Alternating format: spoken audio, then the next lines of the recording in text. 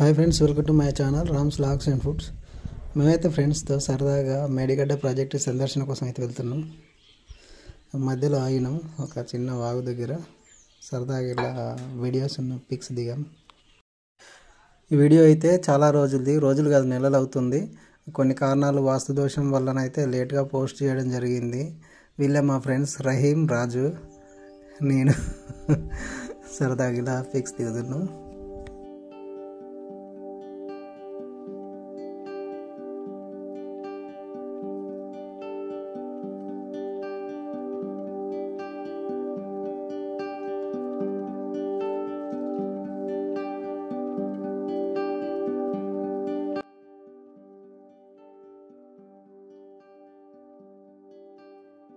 మళ్ళీ మా ప్రయాణం స్టార్ట్ చేసి అయితే ప్రాణహిత రివర్ మీదకి వచ్చినాం.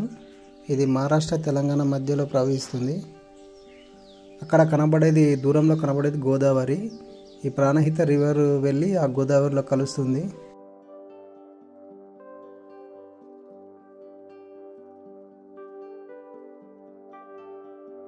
ఇక్కడ 3 నదులు కలుస్తాయి కాబట్టి దీన్ని త్రివేణి సంగమం అంటారు. కానీ ఇక్కడ నిజానికైతే 3 నదులు కలవవు. గోదావరిలో ప్రాణహిత నది కలుస్తుంది అంతే. అంటే ఒక నదిలో ఇంకో నది కలుస్తుంది అంతే. ఈ బ్రిడ్జ్ క్రాస్ చేస్తే గోదావరి అవతలి ఒడ్డు వైపున కాళేశ్వరం టెంపుల్ ఉంది. సో మేమైతే అక్కడికి ఈసారి వెళ్ళలేదు. అంతకుముందు అయితే వెళ్ళినా కానీ ఈసారి వెళ్ళలేదు.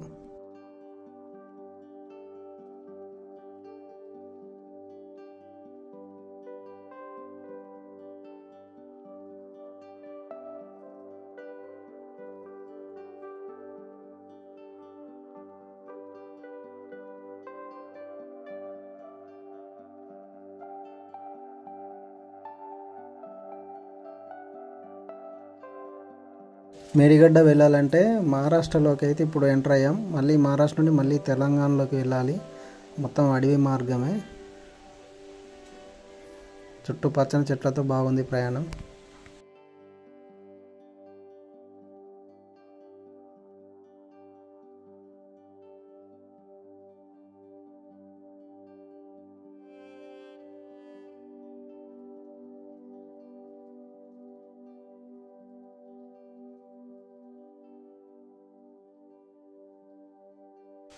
ఇక్కడైతే దొంగలు మొత్తం ఇలా కుప్పలుగా పేర్చున్నాయి. ఇదంతా చూస్తుంటే పుష్ప సినిమాను తలపించేలా ఉంది.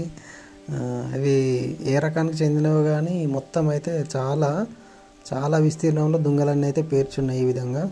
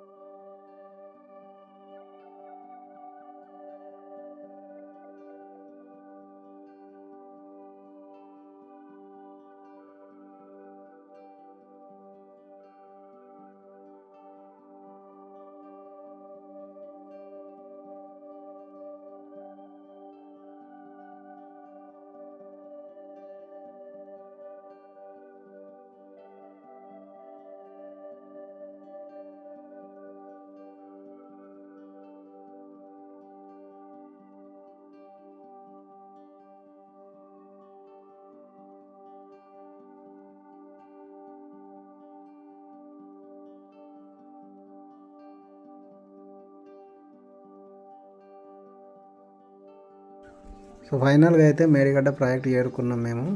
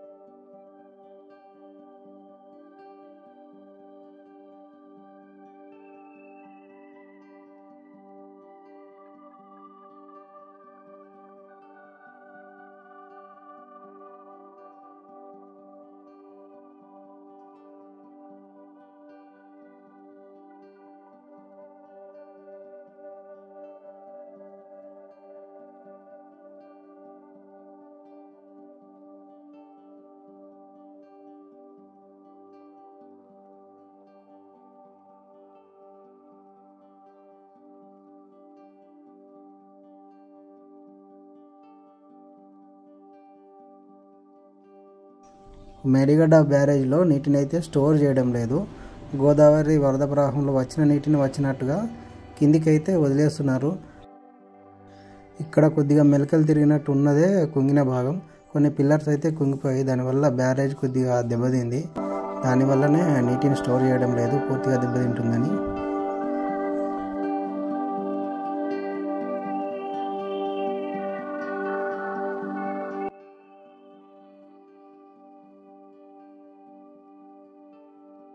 తెలంగాణలో ప్రశాంతంగా ప్రవహించే గోదావరి ఆంధ్రలోకి వెళ్ళేసరికి ఎందుకు ఉధృతంగా బీభత్సంగా ప్రవహిస్తుందంటే, కొద్దిగా ముందు వెళ్ళడంతో మన మానేరు రివర్ కూడా గోదావరిలో కలుస్తుంది, అది కూడా ఉధృతంగా ప్రవహిస్తుంది.